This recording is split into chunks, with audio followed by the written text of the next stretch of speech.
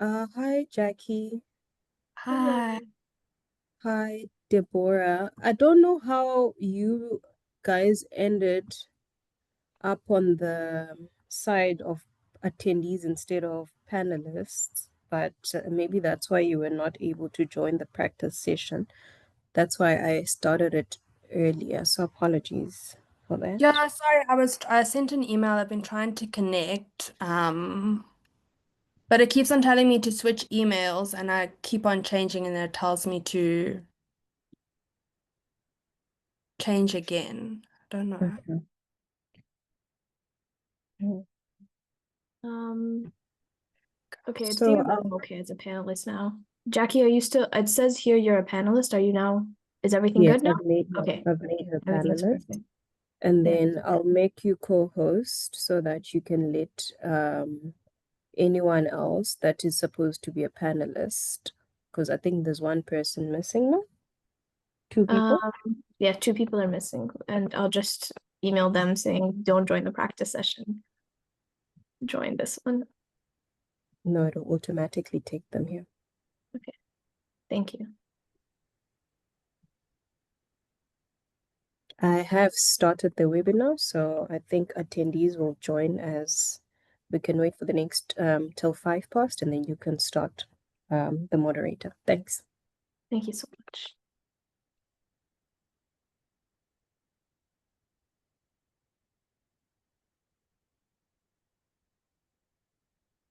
Thank you, both of you, for joining, and thank you for all the panelists for trailing in soon. Hello, Andrew.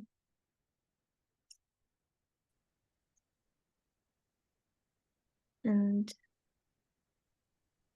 so we'll start 5 minutes past, and then we can begin our discussion. I'll just keep myself muted.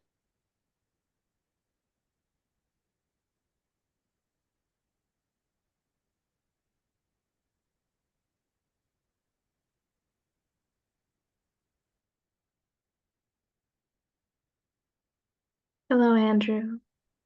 Deborah. Hello.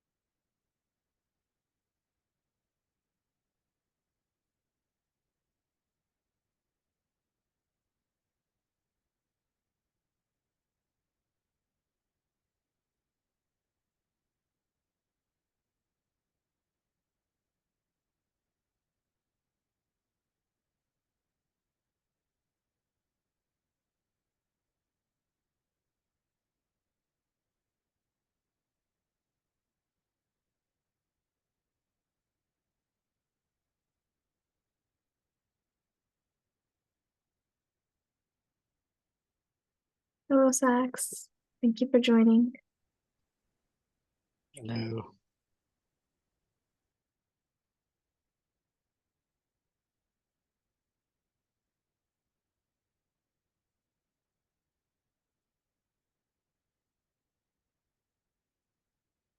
And Felice, I just want to confirm that we'll be recording the session, correct? Yes, it's being recorded. Thank you.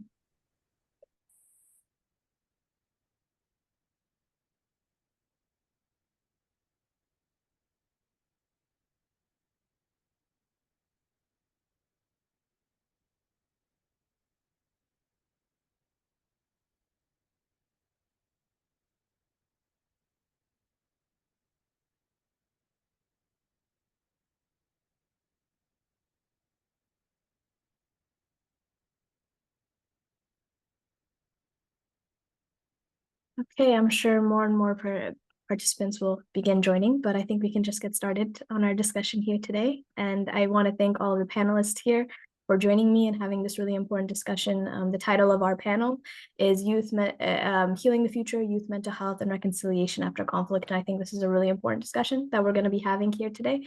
And thank you all so much for agreeing to this in very, very different time zones. Sax, especially, you're coming here, it's like 8 p.m., 9 p.m. in Thailand. So thank you so much for everyone joining and for people joining in the US as participants. Thank you. I know it's very early in different areas. And before I begin introducing all of our panelists, I just want to kind of give you guys some logistical structure for this and also just a background of what inspired this discussion from happening in the first place. Hopefully we're going to be here for about 1 hour 15 to 1 hour and a half, and the first hour is going to be dedicated to me asking the panelists questions, and then we'll open it up to a Q&A from the audience. And I would love to introduce myself first. My name is Deborah Benketa, and I am the organizer and moderator for this discussion. And I'm doing it in my capacity as a research fellow at the Center for the Study of Violence and Reconciliation on the Transitional Justice team. So thank you so much to CSVR for giving us the space to even be able to host this really pertinent discussion and apply these lessons that we're going to be having from a very global discussion to an African context. And to give you guys some background as to how this discussion even came about, I am a recent graduate from Wellesley College, and I was the recipient of a fellowship called the Knaufel, which funded my travel for a year to around 15 countries, studying reconciliation after conflict. And this is where I met most of the panelists here today. I met Aina in Bosnia, Sax in Thailand, Andrew in Kenya, and unfortunately I've never met Jackie in person, but she was highly recommended by my colleagues at CSVR. And when I was traveling, the inspiration behind my travel in the first place is I myself am Ethiopian, and I decided to do my research on what some of y'all might know as the Tigray War that happened in 2020 to 2022 in the northern province of Ethiopia. And that thesis process, trying to understand the motivations behind the conflict and everything of the aftermath, kind of disenchanted me a lot at the prospects of peace after a violent altercation like that. So I went on this journey to find hope that reconciliation after conflict was actually possible, even for a place that was as divided as my own home. And a trend that I noticed in all the countries that I went to, and I'm going to speak specifically about Ethiopia because that's the context I know best, is that youth kind of played the most important role at creating a reconciled future, but also in like preventing a reconciled future from happening. For example, in Ethiopia, the youth tend to be even more ingrained in their ethnic mindsets, and they're the first people who are recruited by militias to fight on these ethnic wars. They're the first people who tend to hold the baggage of their parents' generation with regards to ethnic hatred and ethnic motivations for war. And seeing that made me think, how much more could they do if they were the agents of change in their societies? And how much is the mental baggage and trauma of having to deal with the ethnic hatred of your parents' generation, along with all of the economic consequences of it in your country, and not having prospects for peace for yourself, and how that can re-ingrain you into the patterns of conflict. So when I invited all of these practitioners here, who are here as panelists, who have worked with youth in different capacities, who work on mental health issues, and who have seen the conflict context in their countries, I wanted to invite them to have a discussion about how exactly we're able to achieve peace in these countries and mobilize youth as agents of change for peace in these countries, and how specifically addressing their mental health and psychosocial needs is a really important part in that process. With that very broad introduction, I would really love to take it to the panelists to introduce themselves and explain specifically like who you are, what organizations you're here representing, and what is the specific conflict or violence context that the youth you serve are coming out of. So I'm going to start with Aina, who's joining us from the Youth Initiative for Human Rights in Sarajevo, Bosnia. Yeah, hello, everyone. First of all, I'm really happy to be here, and thank you, Deborah, for inviting me. So as Deborah already mentioned, I'm based in Sarajevo in Bosnia and Herzegovina, and I work at the Youth Initiative for Human Rights here in Bosnia as well. But it is actually a regional organization that has its offices also in neighboring countries in Serbia, Kosovo, Montenegro, and Croatia.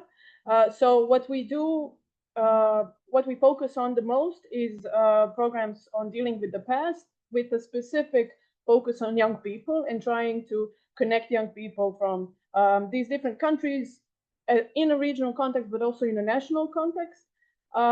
So our projects focus mainly on dealing with the past, reconciliation, transitional justice, and so on, everything that is left as the aftermath of the 90s war. We had we had here in the region. So that's a little bit, a short, very short introduction to not take any more time. Thank you so much, Aina. I really appreciate it. Jackie, if you could introduce yourself, please. Morning, afternoon, everybody, depending where you are. My name is Jackie Charles. Today, I am partly representing the Center for the Study of Violence and Reconciliation, I suppose. I am a counseling psychologist by training, but have spent most of my career working as a MHPSS practitioner, both with the Center for the Study of Violence and Reconciliation, and kind of post that doing more consultancy work for both CSVR. I've done some work for UNDP and some other local NGOs. Yes, I mean, I suppose the biggest part was that I have just relocated back to Johannesburg after spending quite a few years in West Africa, where I was part of the transitional justice process in Gambia that I was seconded to for a very long time, for about 4 years. And within that, kind of looking at all the mechanisms and processes and how we integrate MHPSS in it, including with youth in terms of building, yeah, a more sustainable piece in the future. And I look forward to talking about that more as we go along through the webinar. Thank you so much, Jackie. And I'll turn it to you, Sax. Hello, everybody. I'm Sax. Nice to meet you all. So I'm representing two organizations today. I'm the director and founder of City Foundation, which works with at-risk and underserved youth in Thailand. Most of our work revolves around mental health. So the youth in Thailand, they're kids, both Thai youths, migrant youths from nearby Myanmar, Cambodia. We also work with refugee youth. So refugees have come from all over the world: Afghanistan, Sri Lanka, Ethiopia, Vietnam, all over. Most of that work revolves around mental health, which is counseling, art therapy activities. In addition, I'm also a director and founder of Now Projects, which is a joint, we call it a social enterprise, which I started to, with the trauma we deal with, a lot of it, the counseling is one part of it, but I saw that there wasn't a lot of outlet. Like there was nothing after that, you know. If a lot of the youth they've been through sex trafficking, abuse, so a lot of them fall into that pattern because they have no choices. They're born in that type of community. So we started Now Projects as an upskilling program. So we work with most hospitality work. So the youth will train through Now Projects, anything from baristas to chefs to anything in the hospitality industry. So they both connect. It's a short but long intro. Thank you so much, Sax. You're And welcome. finally, we'll go to Andrew. Thank you, Deborah. My name is Andrew Ranja. You can call me Ranja, but the name works. I am a lawyer. I live and work in Nairobi. Legal work is my mainstay, but I also work with youth. I'm also a politician. I've been involved in a bit of the politics of the country and run for political office. And from my experiences running unsuccessfully, I realized that there is a huge gap with young people on understanding what leadership is and what it should look like and who we should elect as a leader. And based on that, I put together a training program for young people on leadership, governance, and community service back in 2017, and which has grown into a youth organization called Taifa Teule, which means chosen nation in Swahili. Yes, and apart from that, I am also a protester. We had Gen Z protests in Kenya last year and this year. And so, yes, I was in the streets with the young people and passionate about leadership, politics, and governance in Kenya. Thank you. Thank you so much, Andrew. Thank you all of you for introducing yourselves, and for people joining. You can see that this is a very diverse group of people. We have South Africa, we have Bosnia, we have Thailand, we have Kenya represented here. We have me, who's currently in the US, but Ethiopian. It's a very diverse group of lessons that we can learn. It's a very diverse group of people we can learn from. So I'm really, really, really excited for this discussion to happen. And I actually just want to have a very introductory discussion first, laying the groundwork for what exactly we're talking about. And I want to start with you, Jackie, because you kept mentioning this word MHPSS, mental health and psychosocial support, for people who don't know what that is. And even that word is a bit complicated, I'm sure. Many of y'all probably have never heard of the acronym MHPSS before, unless you work with CSVRs or in some mental health capacity. So I would love you, Jackie, as a counseling psychologist who supports a lot of trauma-impacted individuals, could you just define what exactly mental health and psychosocial support is and means for our audience, and why is it essential to distinguish it from basic counseling? Okay, thank you. So when I first thought about answering this question, I was like, how do you answer it short and concisely for this really long term, but without condensing it too much? Because I think everybody that works within the mental health and psychosocial support field, we know what a loaded term it is in terms of the amount of interventions and work that we fit within it. So very broadly, mental health and psychosocial support is easily defined as a composite term where we really focus on the mental health and psychosocial well-being of individuals. And there are kind of numerous interventions that we can include under that. I think for most contexts, what we use a lot is kind of like the IASC pyramid guidelines, which just really help us think about the different layers of helping someone in relation to their mental health and psychosocial well-being. With the first layer being the idea around basic support and security, because we know we cannot help someone's mental health if they're still in the middle of the crisis. It's very difficult then. And so we have to at least try, inform, and support people in achieving that. And then it goes to kind of community level support, family support, and then only really up to kind of specialized support, which is where we get to the mental health aspect, which is then kind of trained psychiatrists, psychologists, because people are experience really severe mental health difficulties. So those may be the people that we see that are really severely traumatized, that are unable to engage with people anymore, are unable to engage in their communities. They become isolated and withdrawn. And, kind of like to that degree, where a lot of people can benefit from varying degrees of support in the aftermath of violence and trauma. And so counseling would fit as an activity and an intervention within the broader kind of MHPSS framework, also kind of taking into account a lot of what other people have said is, where we also need to consider people really holistically, and that we can't just put them in a counseling room and talk to them and hope it's going to resolve everything, especially when we think about war and where people have been displaced and have experienced physical harm and are experiencing legal difficulties and all of those things. And so how do we really help people holistically, but also how do you help the most amount of people? Because there are very few trained mental health professionals in the world, globally, even in first world countries, there are not enough kind of psychologists and psychiatrists.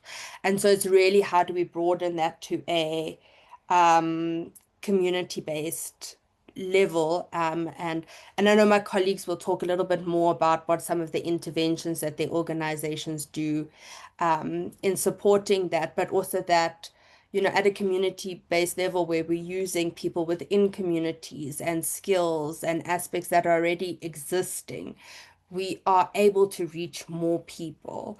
And more people need kind of that level of support than to see a psychiatrist. And so the idea is that, at the top level, there are fewer people, but also that we really see that the more basic support and kind of human connectedness that is available to people to kind of just get back on their feet and find a way of stabilizing again, it really does also limit the amount of people who end up needing to see kind of mental health professionals.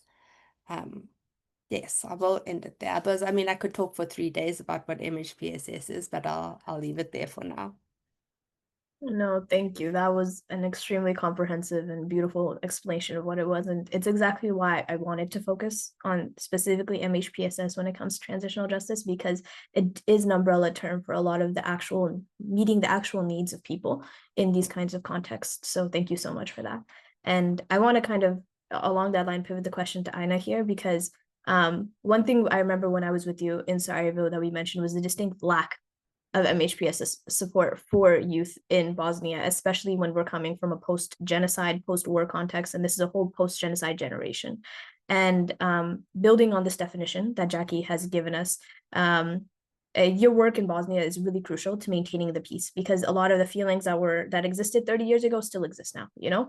And so I want to ask you the question of why is working specifically with youth so critical to maintaining peace and a reconciled future in your country? And in what specific areas do you see MHPSS support lacking, specifically for the youth in Bosnia?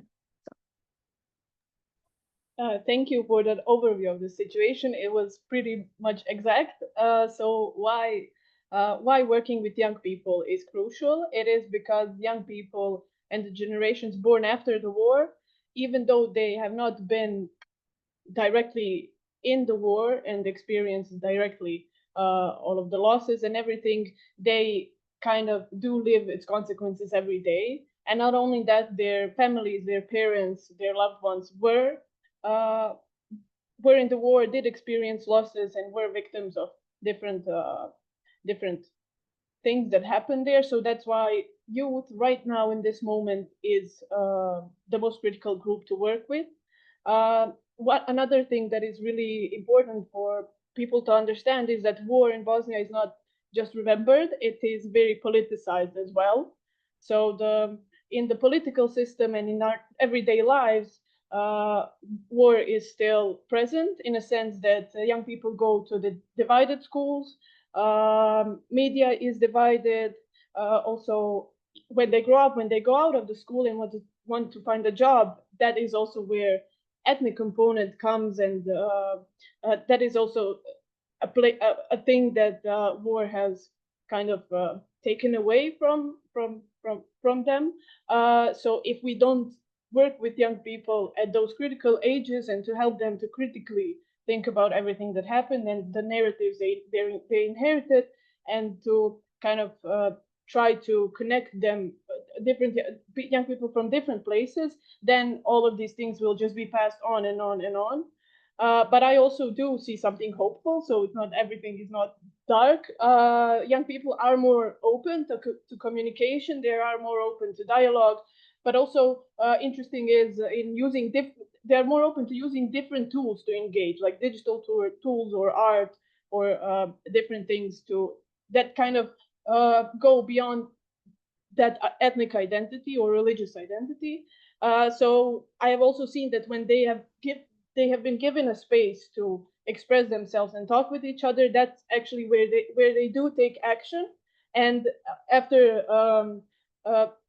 I would say those transformative experiences, they actually do become really active peace builders in their own respective local communities. And that's why I believe that work is not just a part of peace building, it's basically the foundation of it. And when it comes to mental health and psychosocial support, unfortunately, it is largely undeveloped here in Bosnia and Herzegovina.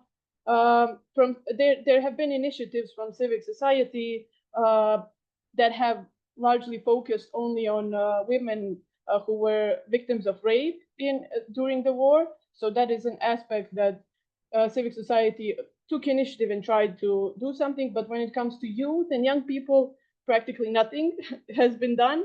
Everything is reduced to just individual mental health therapy, which is, of course, an important component of everything else. But actually, that community and that collective and social dimension of it is lacking. There are no spaces or opportunities for young people to kind of process those traumas together and to question and to talk together about identity and memory and fear in a safe and controlled environment where they could actually transform those emotions into something really really active and important. So I would say that I think the biggest gap in providing mental health services is not just not just in providing them, but also connecting that to peace building and to creating programs that would bring bring different aspects together, like storytelling or dialogue, emotional healing, and that would encourage young people then to take action, because peace is not just absence of violence; it's also learning how to live with the past, but not being trapped in it. And unfortunately, right now we are pretty much trapped in it, even 30 years after the war. Yeah, that was a very powerful statement. Peace is not just the absence of conflict. It is not being trapped by a past. And like, I think that's really beautiful. And trust me, I went to Bosnia specifically because I saw so many similarities between what is happening there and what is happening in my own country. We are definitely trapped in a very antiquated mindset of ethnic divisions in Ethiopia. And to see the work that Youth Initiative for Human Rights is doing and actually mobilizing youth to be agents of change, that's really powerful. That's really amazing. And I did like, could you actually briefly, because I don't know if many of our audience even know what the divisions are in Bosnia, like, could you just go over like what's the difference between Bosniaks, Serbs, and Croats really quickly for them so that they know what exactly was the war and what happened? The most complicated question ever. No, I'm kidding. So after the war, the Dayton Peace Agreement happened, which gave us our constitution and our basically political system. And that political system is uh, um, it's made for three main ethnic groups: Bosnia, Croats, and Serbs, who already have been living in Bosnia and Herzegovina before the war in Yugoslavia, but they were all Yugoslavs. And after the war, their ethnic identities, now Serbs, Croats, and Bosniaks, became the main identity. And now even in our presidency, you have one Bosniak, one Serb, one Croat. In parliament, you have a specific number of seats dedicated to each of them, and it all comes down to the lowest level of government. And everyone who is not in those three ethnic groups is considered others, which is a legit term. They are called others, and they do have now our government is also really complicated. We have 14 governments. So you have Bosnia is divided administratively in Federation of Bosnia and Herzegovina and Republika Srpska, and small part is Brčko district. But then Federation of Bosnia and Herzegovina is also divided into 10 cantons. And yeah, and so those others, they do have some say in entity level governments, but on a state level, not so much. That is also another issue where European Court of Human Rights has verdicts. They have made several verdicts on against Bosnia and Herzegovina, but nothing has been improved yet. Yeah, it's very complicated stuff. And when I was there, I was like, wow, I feel like I'm right back at home. This is exactly, it's an ethnic federal structure. And I feel like for any Africans in this who are looking to their own countries, who are ethnic federal systems as well, I think Bosnia is a really great case study to look at for what it looks like to just understand ethnic federalism and the aftermaths of ethnic federal systems. So just as a side note, it really helped me. I used a lot of research that was done specifically in Bosnia to write my own thesis and understanding of ethnic violence. So yeah, Bosnia is an incredible case study. But thank you to Jackie and Ina for kind of outlining all of this for us and outlining what MHPSS is and specifically like why youth need it and the mental health support is lacking. And now I kind of want to go into a discussion about like how we can actually deal with these gaps that are clearly needed in youth mental health support and psychosocial support. So like when we're focusing on solutions, we have really great examples of solutions to and attempts to address the mental health needs of youth in these kinds of contexts. So I want to start with SAC specifically, because I specifically wanted you here because I've seen the incredible work you're doing in Thailand. And I think like the model that you give is really fascinating. Like you have Sati, which is dedicated to specific mental health support. You hire counselors and psychologists to work with these young people. But then you also have now projects, which is like a very specific focus on vocational training and meeting the physical needs of these people. So I want to ask you, what do the mental health programs conducted by Sati actually look like? Like, what is the form of them? I joined one of them and it was really fun. I really enjoyed being there. We used Inside Out to teach kids about emotions. It was really cool. And then I want to ask you, what do those look like? And what is the more practical hands-on support and not project look like? And how do they work alongside the mental health work and program aid that you're providing to these youth? So how do those work together? Okay, it's also a bit complicated, but I'll narrow it down to the specific use at NA, because we work all over Thailand. So our interventions at schools and different places are a bit different. If it's at schools, it's a bit broader. We have anti-bullying programs, we have different mental health programs. On a context, we always look at the programs in different levels. If it's community or use from, you met the Hmong youth, there's use from like Myanmar, there's our Thai youth. We will run different group interventions first, everything from like emotions and feelings and respect to anti-bullying, all the different assessments, and with the assessments that go along with it. So we have a psych team that designs our assessments and our programs. So we use I've learned this through the years of like going through a lot of staff. It's you working in impact is very stressful. So it's like when I first started, I was like, okay, I would have the very experienced people, and then I realized that they were a bit too experienced. Like they're just too, they were too used to following their pattern, and so I was like, okay, we're trying to, we're dealing with some very sensitive stuff, and we have some of it needs to be maneuvered, and you need some new outlooks. So then I was like, okay, we'll hire some, younger people, and then it was a bit frustrating because it's very depressing to kind of go through these issues every day. So what we've incorporated a lot more is our data analytics system, which goes along with our assessment and our programming. So it kind of gives our team like a North Star in a way of like every individual is an individual, but every individual has different nuances. So what interventions may work for one youth or another, it may be different. So we start with the big picture and then we layer down to individual counseling. So individual counseling works in two ways. It works in counseling hours that are both online for kids who are a bit far away and in person for kids who are in the area.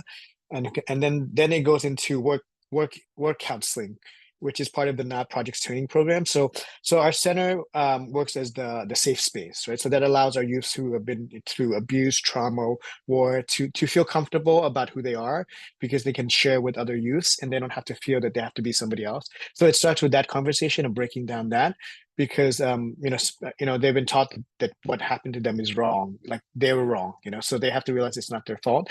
It always starts at that level and then it becomes empowering, and that's a word that I've thought about a lot through the years. Like it's thrown around a lot, empowering, but the meaning of that for us is to a youth that's been sex trafficking and maybe selling themselves. It's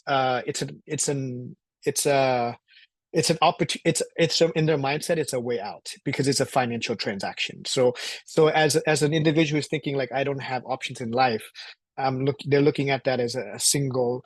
Okay, this is what I can do because they don't see the. It becomes a psychological issue: trauma, self-esteem, empowerment. So the empowerment is not about telling them what is right and wrong, but it is about one, letting them see that value, and two, giving them skill sets to find a way out. Right. So we're like, okay, you can be anybody you want, but what does that mean to a youth, right? So that's where the Now Projects training programs in it. You would be surprised at how much positive reinforcement is taken for granted. Growing up, I've gotten a good amount of positive and negative reinforcement, mostly positive. And then when you see individuals or youth who've only received negative, we've really trying to force that positive part. So anything from making a cup of coffee and being like, that's an amazing latte to introduced in their conversation skills improving to youth who have self-mutilated and are no longer doing that, or youth, there's so many coming to work on time. There's so many tiers of psychosocial support that is needed within those tiers that beyond just the counseling. So we really try to be cognitive and aware of those different steps. And then third is how do we build how do we give them a platform to show those skills? And that's also how Anna comes in. So we have dinners, we have events, we have a running cafe, we have a catering service.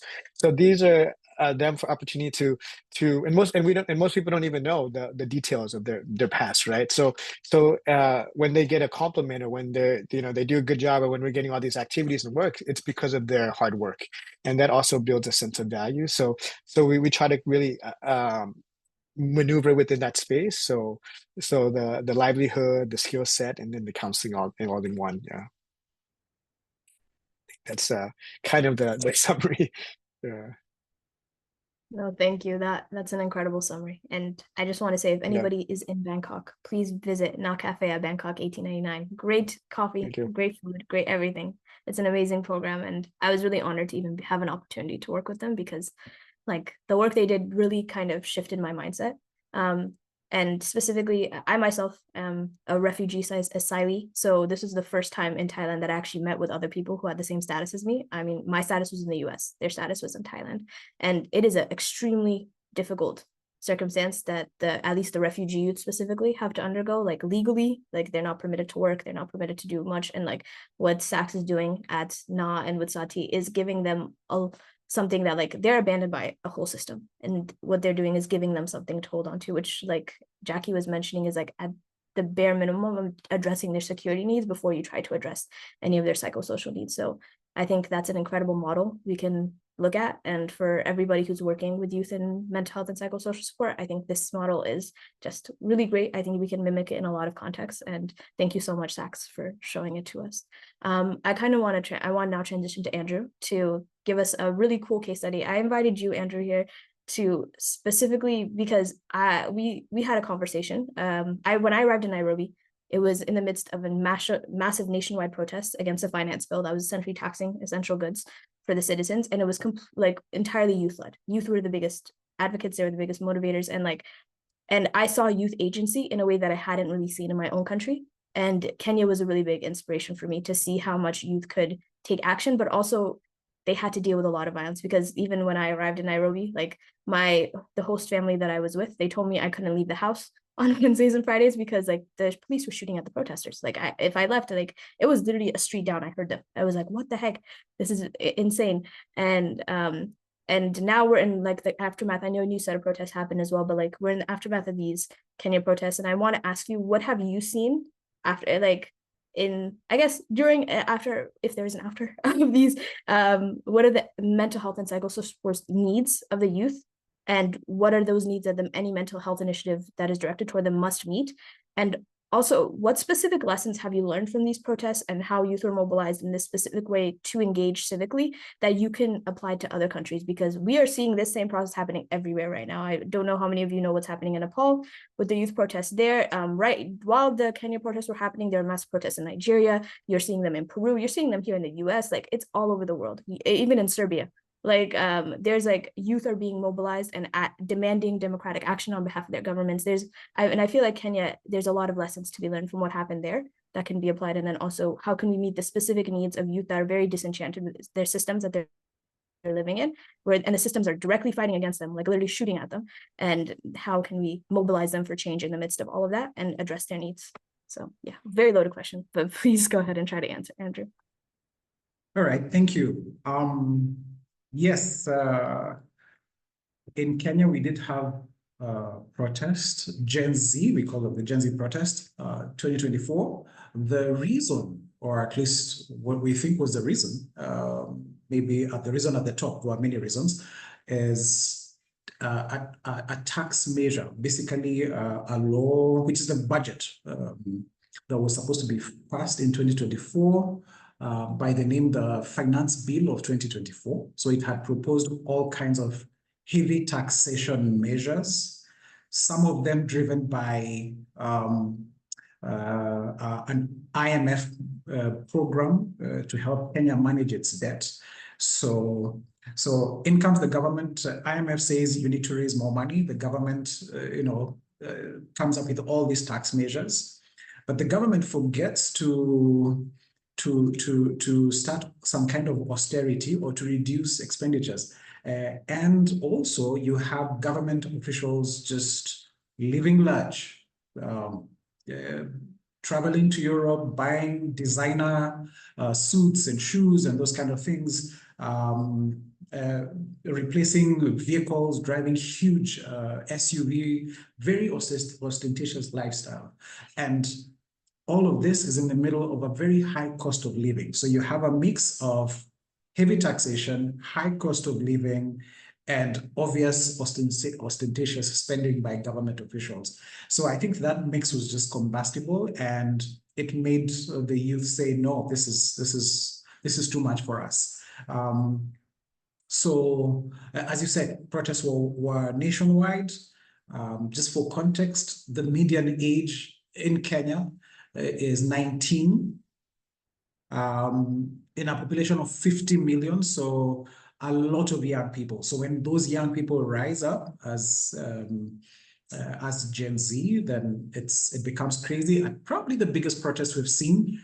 And the protests were driven by the youth and not the usual protests that are driven by the political elite. So it was an interesting and a very new kind of protest. The response by the police, by the government, was brute force, putting a lot of violence, police violence, a lot of killings, extrajudicial killings. We had abductions, forced disappearances, detention, torture. Yeah, so all this kind of very heavy-handed response. The police, the weapons of choice of the police, tear gas, water cannons, live bullets, live ammunition, rubber bullets, crude weapons, police who were dressed in civilian and wearing balaclava, basically masking their identity, so creating a lot of fear, a lot of uncertainty. So it was quite intense. According to, we have an organization called the Independent Medical Legal Unit, which is a non-profit organization that analyzes torture, human rights violations, especially touching on health issues. So the IMLU estimated that about 63 people were killed in 2024. There was a different number killed in 2025. More than 600 people injured with bullets and all kinds of other injuries. Abductions, about 70 people abducted. To date, less than, there's a group of about 20 to 30 that are still unaccounted for a year later. So a lot of trauma going around, a lot of stress. And so you can imagine the mental health, the impact of mental health on victims, on families, on friends, on loved ones, which is the immediate circle, because then you have a mother who's lost her child, you have parents, you have children whose parents have been abducted, and those kind of things. Now, impact on victims is expected. However, the Gen Z protest was very heavily driven by social media. And so you had, according to the Media Council of Kenya, social media was used to organize, mobilize, amplify the protests. And so there was huge involvement. Everything that was happening was amplified. So if you have someone who has been killed on the street and they're lying and they're bleeding in the street, that picture goes viral. So you can imagine the trauma in the immediate circle immediately becomes nationalized. So social media just blew up and seriously amplified the stress, the trauma, the chaos. And social media also was involved a lot in providing harmful content, misinformation, disinformation, divisive, inciting kind of effects. So social media really just made everything really crazy for young people from a mental health perspective. A lot of stress, a lot of anger, a lot of grief, a lot of frustration, confusion, incitement, trauma, and those kind of things. So definitely a lot of need for psychosocial support. The responses and how to support our young people, some of the ideas that we have worked on. I think I'll focus on three. One is helping young people find healing. And how we do that is creating safe spaces for young people to talk, share, tell their experiences, just moderated community storytelling spaces, which ends up working as some kind of group therapy. And while this is done in small groups, it can be amplified through podcasts and those kind of other tools. So finding healing is the first one. Finding meaning. Finding meaning is also through those safe spaces, but also incorporating some structured counseling and therapy to help these young people process the trauma, the stress, the anxiety, and sort of understand the why. Why did it have to happen? Why did my friend have to die? And those kind of things. So finding healing and finding meaning, and finally finding hope. How do we help young people see that there is hope, that this violence can lead to something good? And that requires training and skills development to help young people turn their anger and frustration into action, into activity, sort of also to help them see the big picture, that this is a bigger fight for democracy, it's a bigger fight for accountability.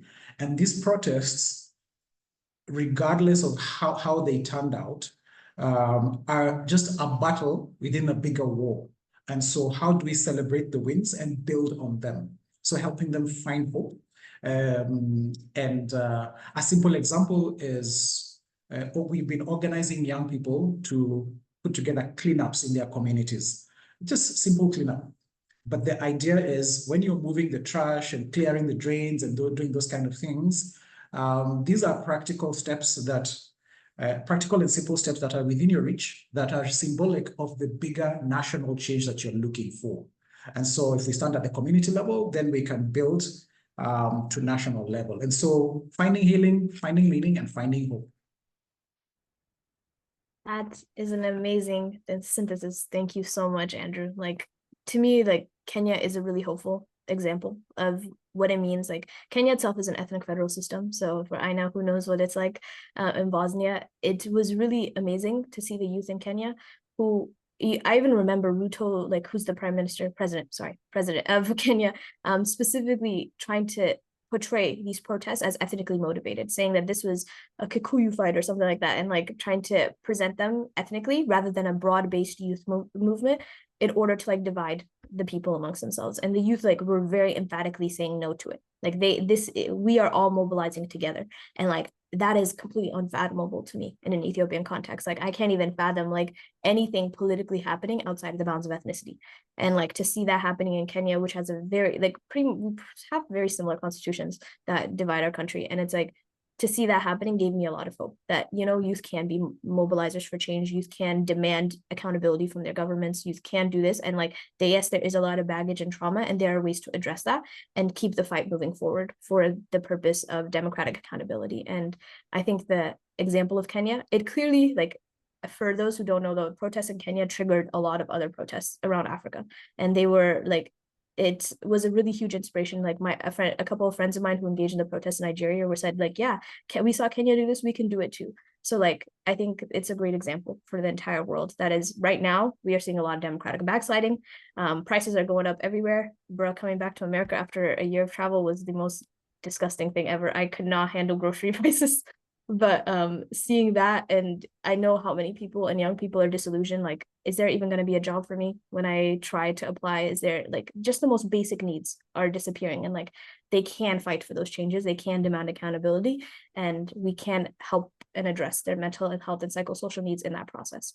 So thank you so much. And I want to go to Jackie and just ask you kind of like to synthesize a little bit for us about like, based on a lot of these diverse contexts, we have like Aina talking about like the mental health support she's providing in that is needed in Bosnia, and also just like the work that they're doing in memory and using youth. And we have Sax talking about the work that he's doing in Thailand and how that is meeting both needs, mental health and practical needs, and Andrew talking about the needs of these Kenyan youth and mobilizing for change.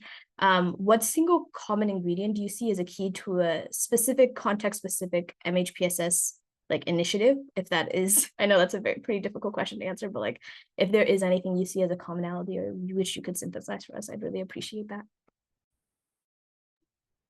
Thanks. So kind of listening to all the different contexts and really amazing examples that people are doing within their communities and their countries. I think I was jotting down a few words, and the main thing that's sitting with me is the idea of giving youth space. I think in so many contexts and spaces, there isn't space given to them.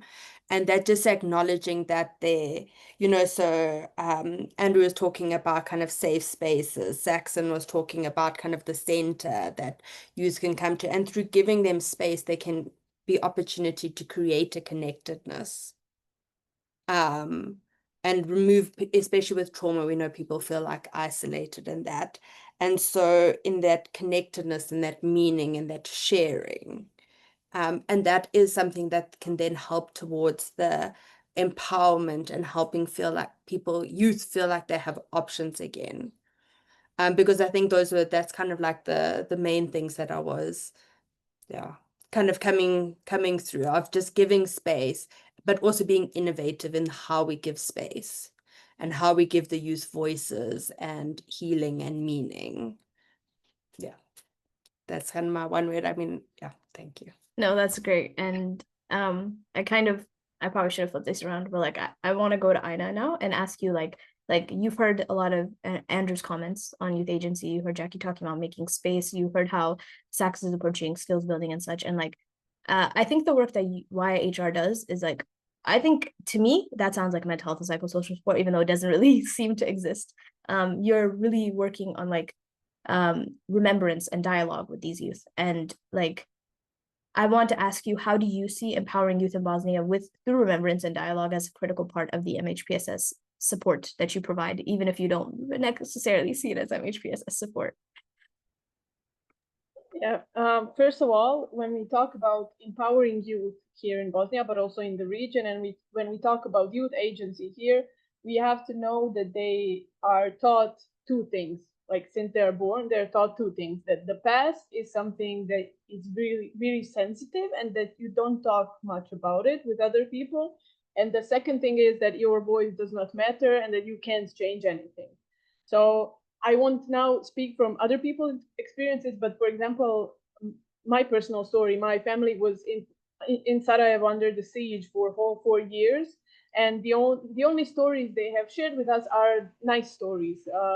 My sister was born in the war under the siege, and how they were eating cake, and how they found cake out of nowhere. I mean, because my father was also in the army and everything, and his friends gave him cake because they knew that he got a baby, and now the whole neighborhood came to our house to eat something sweet after so many years of conflict and everything. And those kind of stories. So they shared only happy moments. And when it comes to other things, they were not really open to talking about them. And one thing my mom kept telling me throughout my elementary school, and one thing she was hoping for in high school, and now, I mean, I think now she has given up on that idea, but she was so eager for me to go somewhere abroad, to live somewhere else.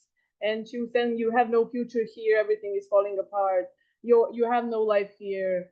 You as a whole generation of young people, so you should all go out. And that is something that really has happened. Like our population is now under, with some estimations, it is 50% less than it has been in 2013, which now we go back to how the situation is not getting better, it's even getting worse. And in all of that, I can also being a young person and seeing all of that and seeing other young people, I do understand that, but that is something very basic we have to start from.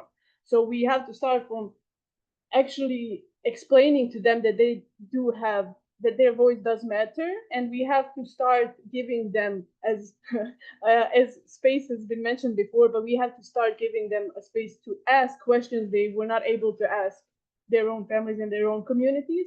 So what we do is we do a lot of regional exchanges and joint commemorations. That is something that is really important, this aspect of dealing with the past.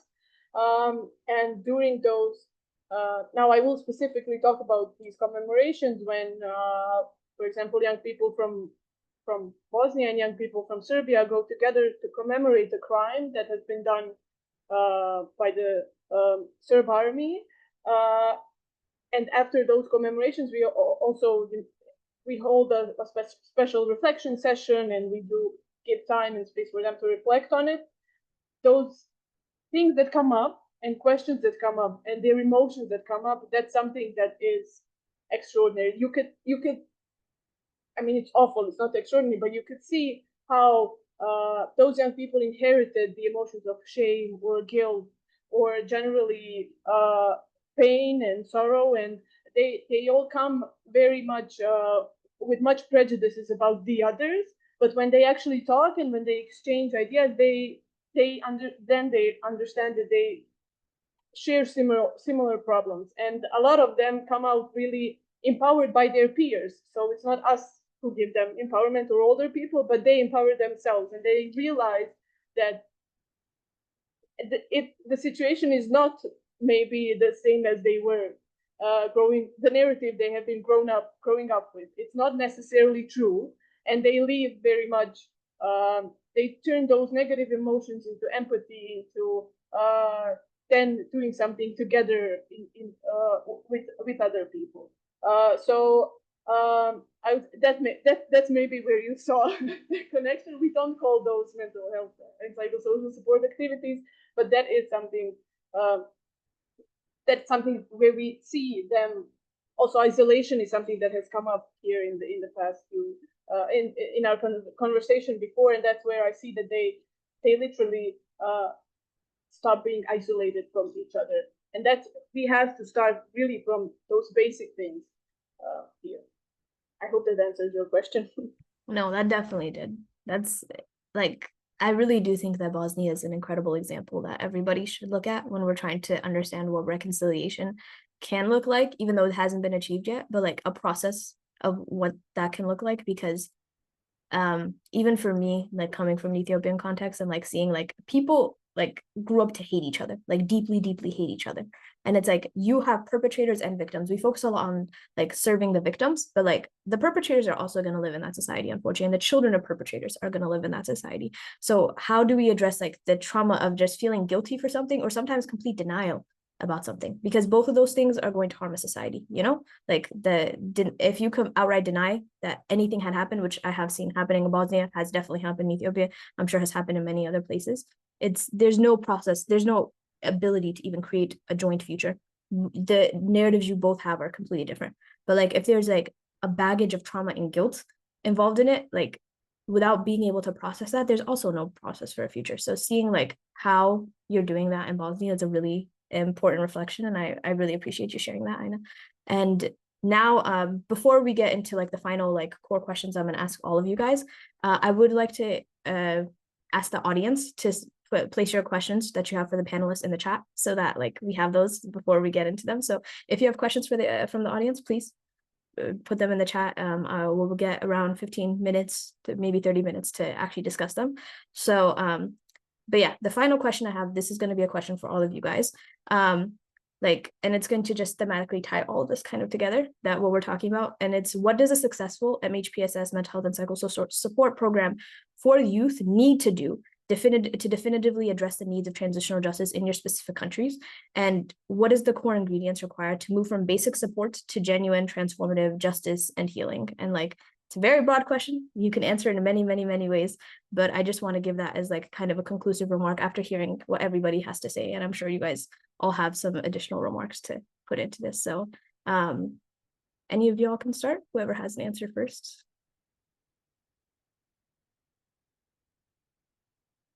Or I can point if that's easier. I feel like that's better. Sax, do you want to begin? Is that okay with you?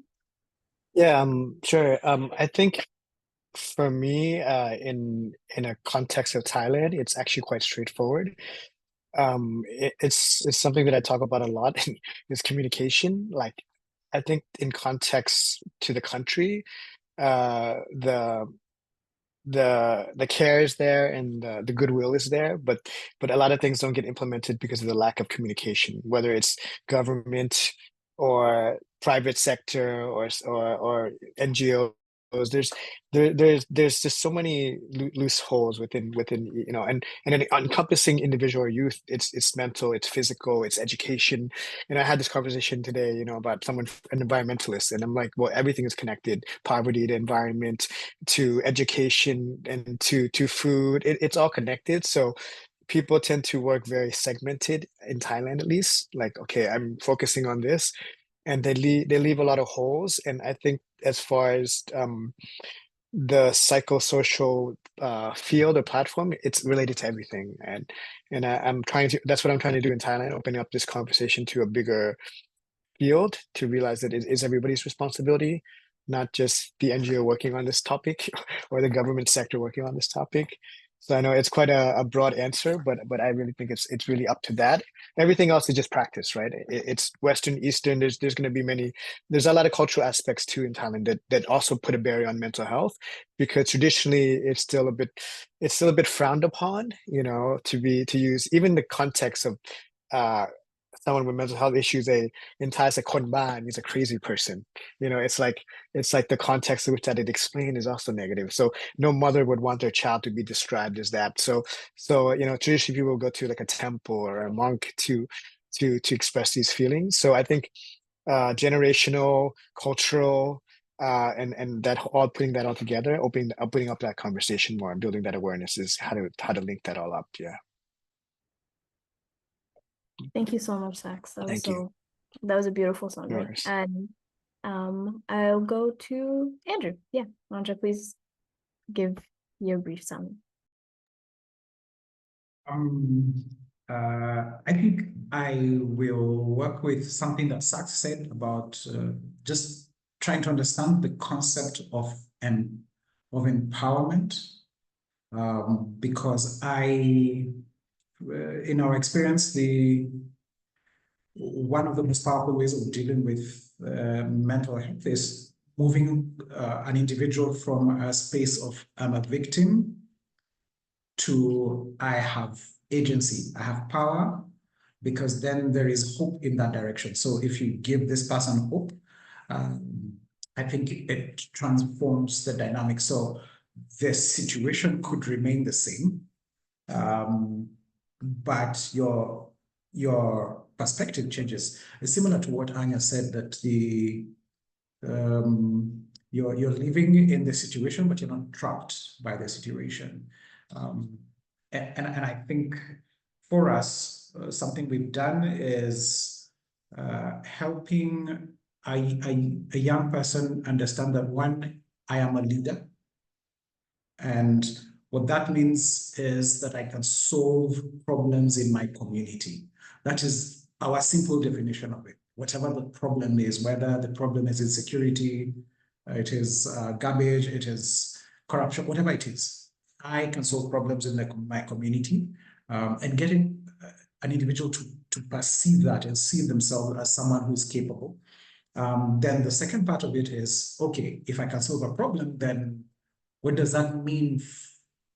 How do I do it? And so I can organize, which means I can identify what a problem I want to solve. I can come up with a plan for it, and I can mobilize a team to sort of help solve the problem. And the third part of it is resources, that if I have a plan, if I have a solution and I have a plan for it, I can raise some money for it. It doesn't have to be $1 million. It could be $100, $50, $1,000, something that is within reach, that I can solve a problem at my level. And when I execute my solution, I will solve a problem in the community. So I have power, I have hope, I have agency, I can do something. I'm not a victim. Yeah. Thank you so much, Ranja. That was a beautiful explanation. Yeah, we can be agents of change, and I truly believe that as one of the young people trying to be one of them. And Aina, could you please go ahead and answer the question? Yeah, to answer your questions, I would just add another thing that I have not maybe mentioned before, is that the healing is rarely individual, especially in this context of collective, after the war, and carrying all the collective also trauma and the collective emotions. So I would say that it's important that the process also goes, has that community aspect and has that collective engagement to it. And also what is important, at least for me, from my perspective, is that should be linked also to concrete action and civic action, because it is it's not just about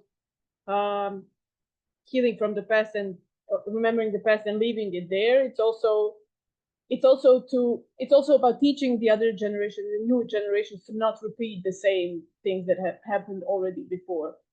So that is something I just want to add, and to not repeat myself again. Thank you so much, Aina. And then Jackie, if you could conclude for us. Thanks. Yeah, I'm going to also try not to repeat myself and repeat what other panelists have said. But I think in terms of what Aina, sorry if I'm pronouncing it wrong, is saying, and I'd really been thinking about that in terms of when she said not to be trapped by the past. But I think a lot of times, as I mentioned, we forget about the youth. We really forget about the youth. Especially because a lot of times either parents, and that specific generation that may be involved in a lot more of the formal TJ mechanisms, so like the truth commissions and this, we focus a lot on that, but the youth becomes the next generation.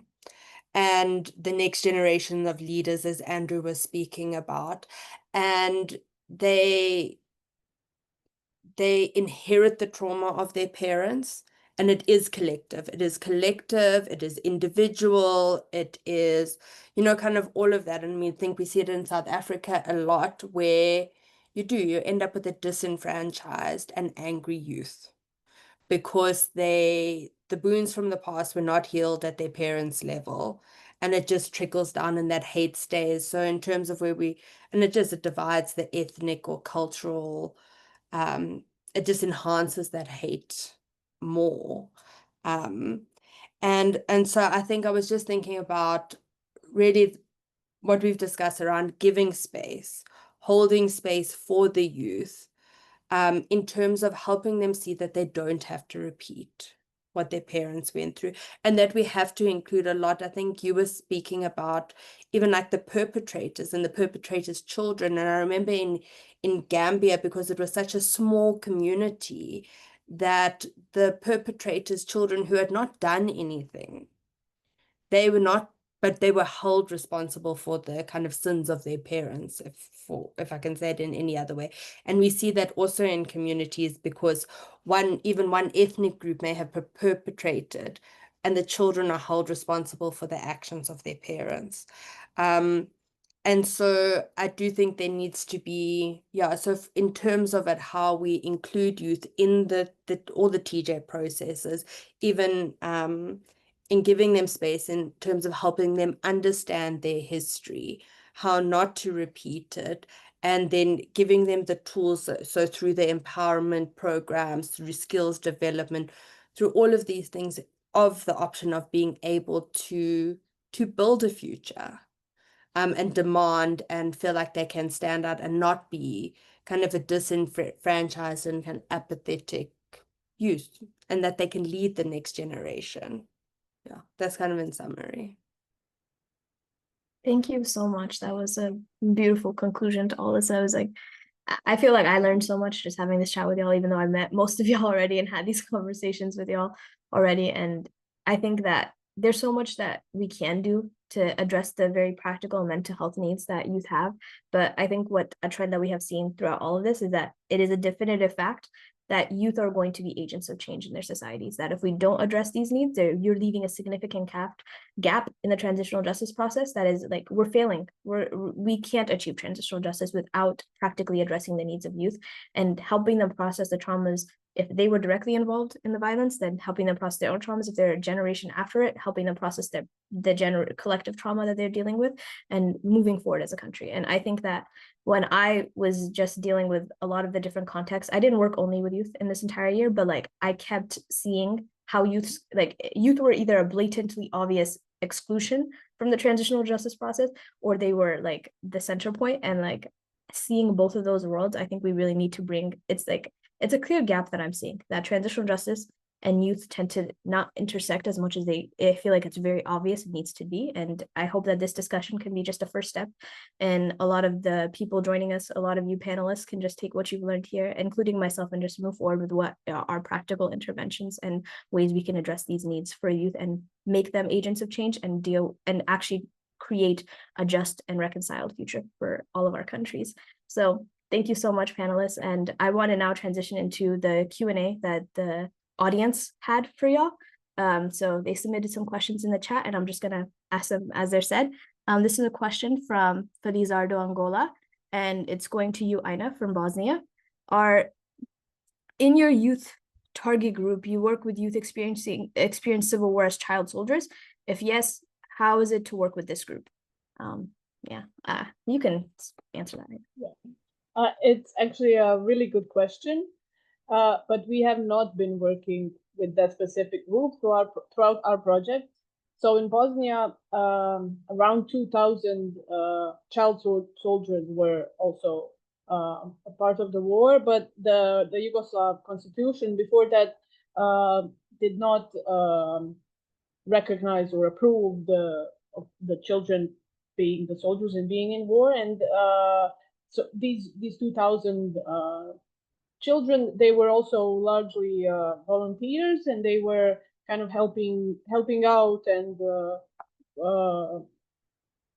rarely they were directly in combat, but they were on the field and helping out and everything else. But there have been attempts on the federational level in Bosnia and Herzegovina. There have been attempts to put in a law that would recognize child soldiers the same as war veterans. However, that was denied by the institutions. And even UNICEF here in Sarajevo said that doesn't make sense because those people now are grown-ups.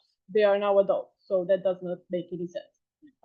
So unfortunately, there is a specific non-governmental organization that deals with this specific case, and they do a lot of advocacy, but institutions are just not hearing them out. Thank you for answering that. And I do think like child soldiers are a really pertinent problem around the world, not just in Bosnia. Like we are seeing them in every possible conflict context. So I think addressing them will be a really huge thing that anybody else who wants to address them in the future, maybe in our audience who feels a passion for that, could go ahead and do so. The next question is from Arsema Lagasa, and it says, many young people didn't directly experience conflict, but still carry its emotional weight through family or community narratives. How can MHPSS help youth process inherited trauma while still honoring the history of their countries?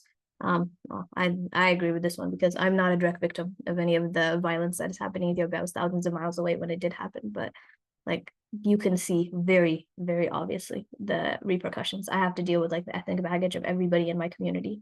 So yeah, if you have any advice for people like me who maybe didn't actually directly go through it, anyone can answer this question.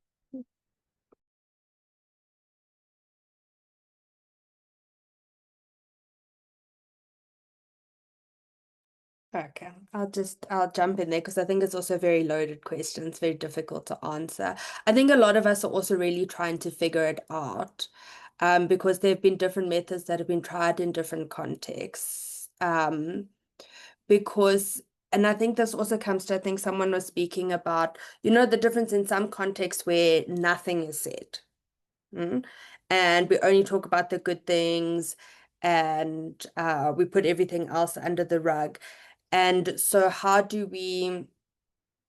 and so that's where a lot of the kind of storytelling stuff and the narrative things I find really useful in terms of helping people understand the experience of the generation above or their parents, their grandparents, but also how we help them shape that narrative. That there's a way we can speak that is full of hate and anger about how we, educate our next generation, or we can, start speaking about in a way that acknowledges the hurt and the pain without the hatred. And I think that becomes the separation in the idea of the forgiveness and the healing. And then even in the youth and the generation is, so how do you hold the history without the hate? And I think that's what is a little bit different for each context and kind of where you meet people where they're at. And this can also be really helpful where there are a lot of like cultural processes and practices sometimes around forgiveness and what it means, and are there aspects of that kind of reconciliation that can be used in the healing process?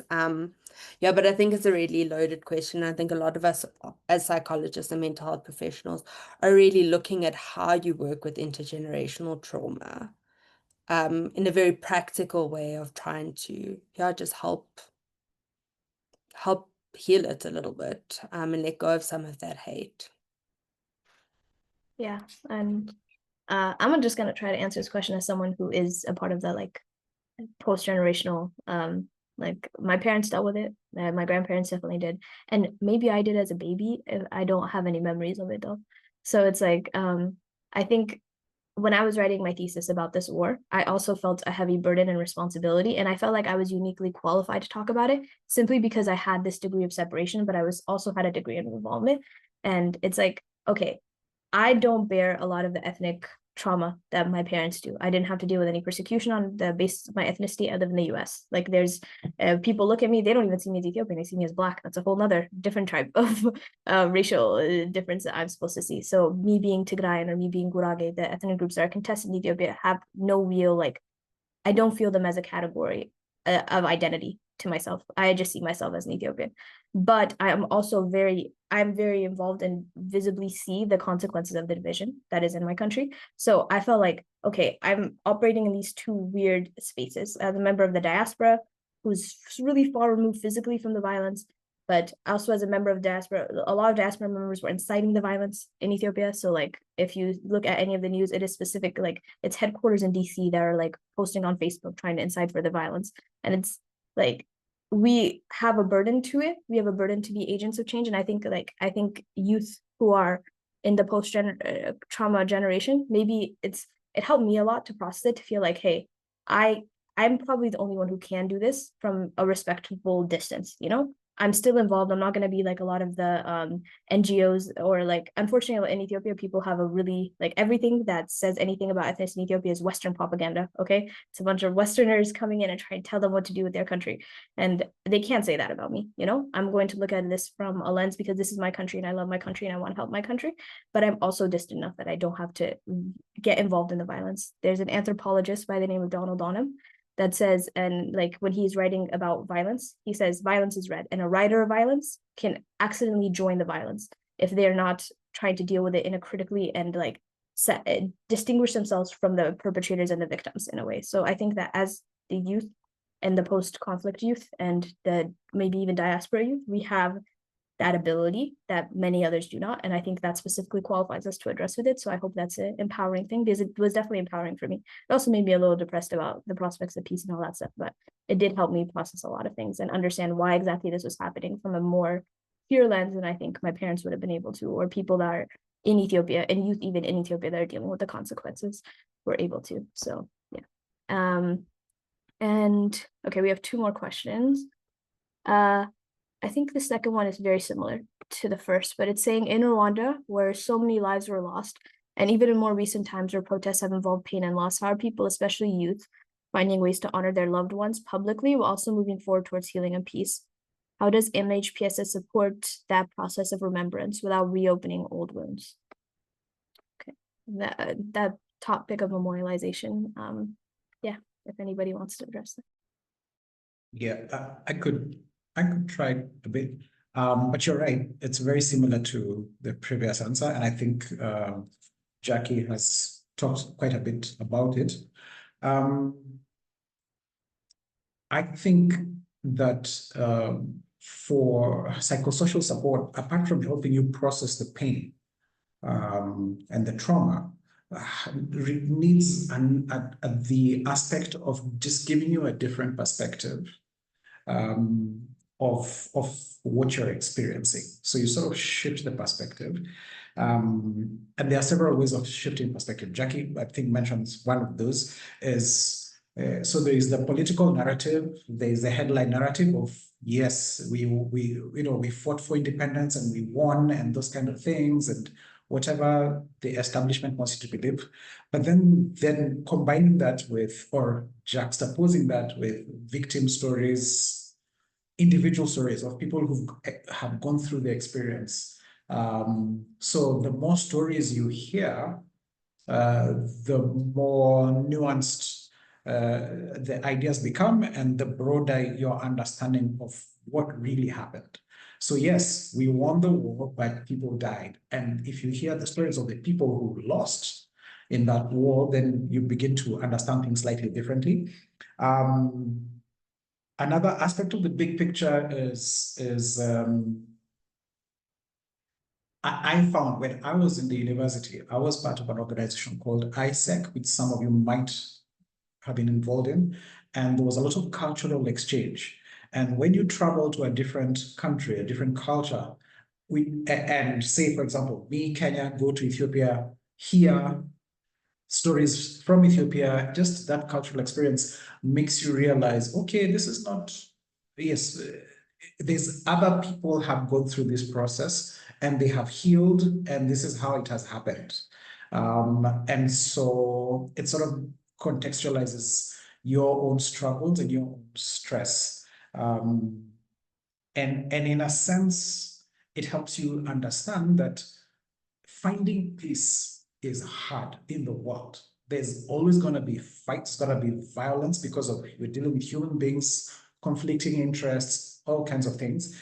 And so I think maybe if we can help someone mentally, if they begin to understand that the hard work is actually just finding the peace. We have to work to find the peace.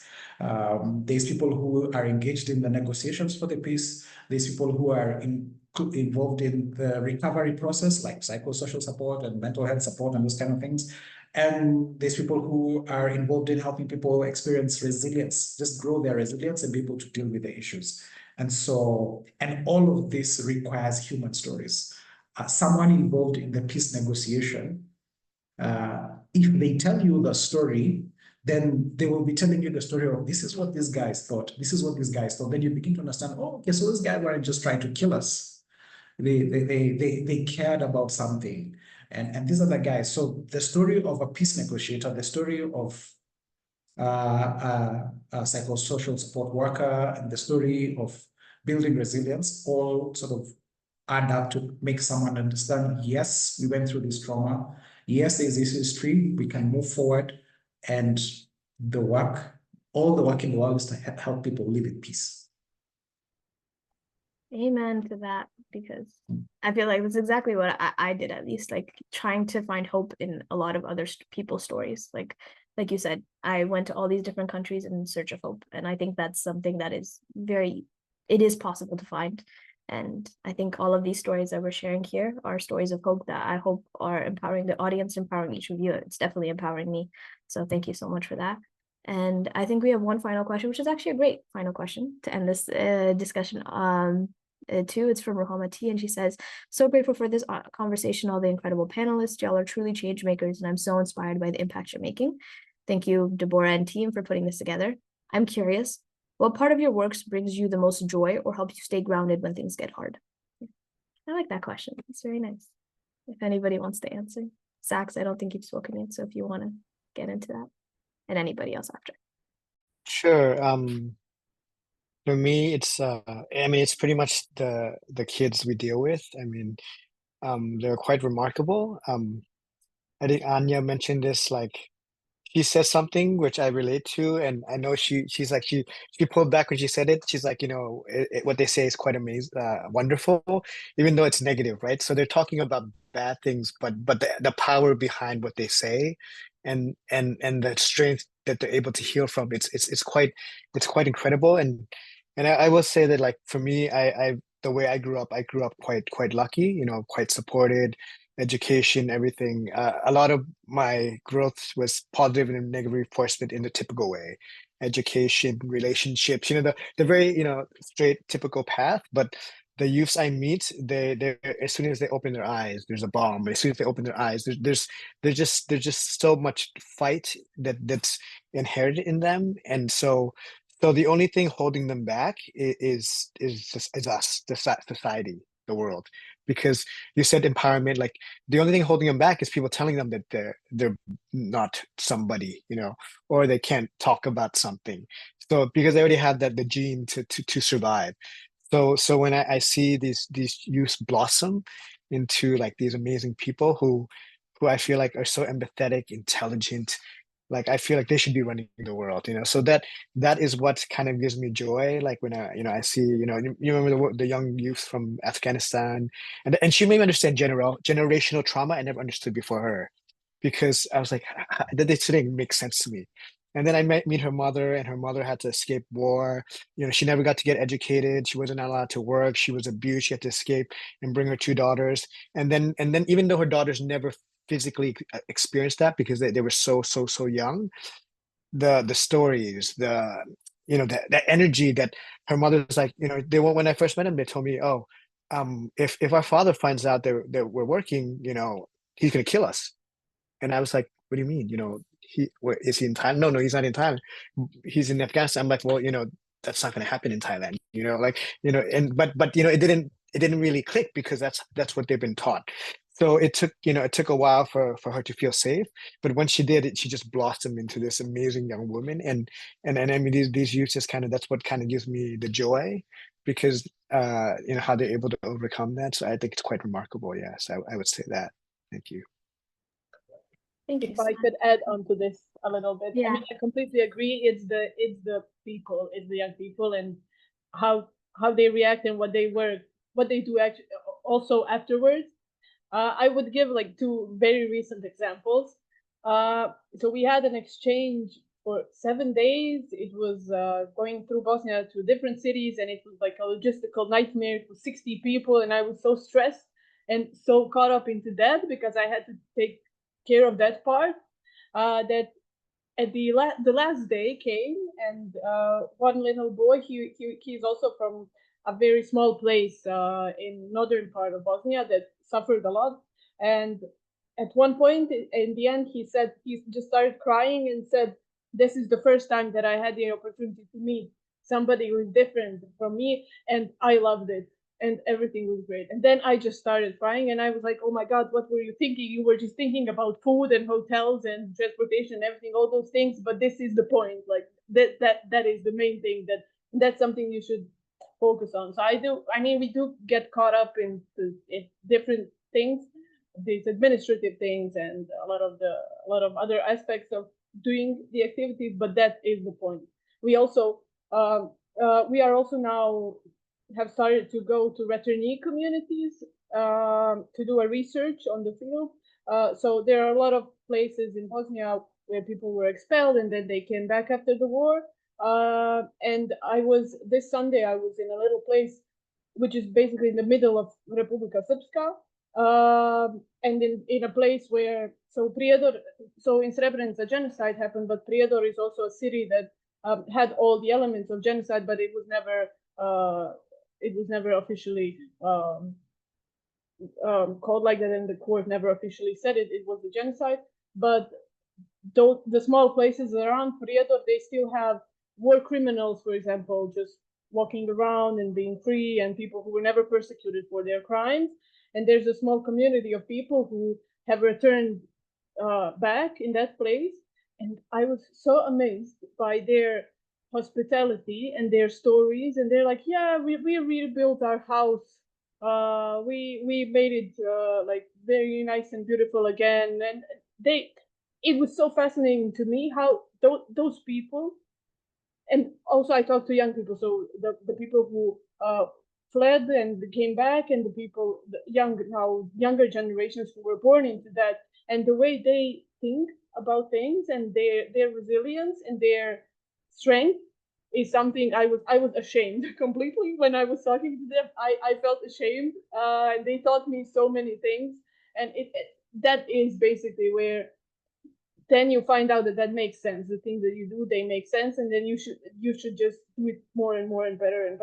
That kind of pushes you to continue. Thank you so much. Those are such beautiful stories. And like, I was working with y'all on the Returnees project, and I was like, wow, to see how it move forward. That's amazing to hear. I'm really happy about that. We only have 1 minute left, and I do want to be respectful of your time. So I'm sorry, Andrew and Jack, if you wanted to add, but this was such an amazing session. I'm so grateful to all of you. So grateful. Thank you for even dedicating your time. Thank you, Sax, for coming. It's like 9:30 for you, right? Thank you so much. PM. It's evening for him. So thank you so much. Y'all are coming from extremely diverse time zones. So I know it was very difficult trying to coordinate all the time zones together. But I really appreciate your time. This was such a fruitful discussion. I learned way more than I anticipated to learn. And I hope that y'all, even as panelists, were able to get something from one another, because I know you mentioned like this is such a cool thing to be able to bring people together. And I hope if you guys ever want to coordinate something amongst yourself, I hope that happens one day. That would be so cool. And yes, thank you so much, CSVR, for bringing this discussion together and giving us an avenue to have it. And I think there's so many lessons here specifically that we can apply to so many other African contexts and just global contexts. And I'm really grateful that we've had this discussion. I hope we can move forward and just think about what it means to actually heal the future. Like that is a title, Healing the Future. And yeah, I think there's so much healing to be had, and there's so much work we can do. But what we've seen here is that the work is actually possible, and it is being done, and there's so many ways to do it. And yeah, thank you so much, everybody. Someone here said that they wanted to, if we want to talk about war criminals. I'm trying to translate this. It's like people who were child soldiers. There's a Dr. Boya, and they sent their email. So if you are interested in that, please refer to that email from Denise.